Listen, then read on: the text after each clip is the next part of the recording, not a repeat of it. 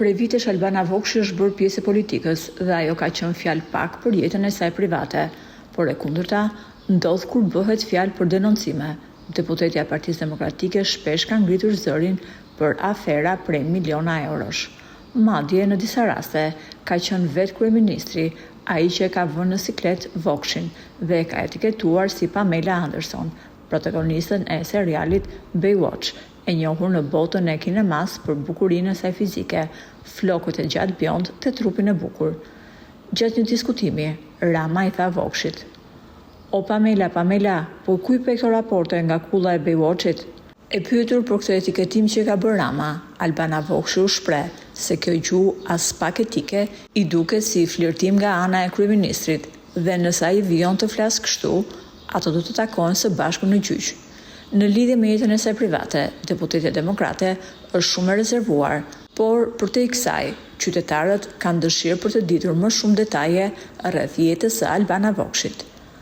Ajo është e martuar me Arjan Tartarin, një biznesmen shumë i fuqishëm, i përfshirë në sektorin e ndërtimit dhe të energjisë.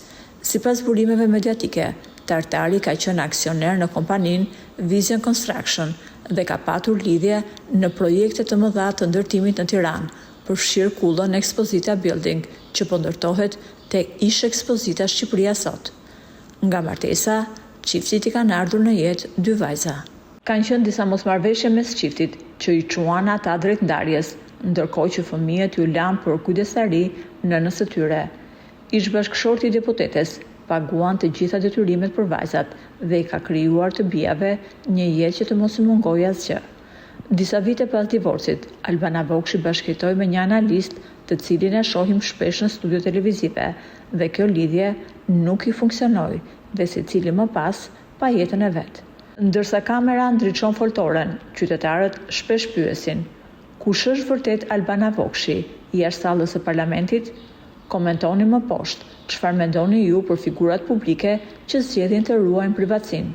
A i bën kjo më të vërtet apo më të largët nga publiku?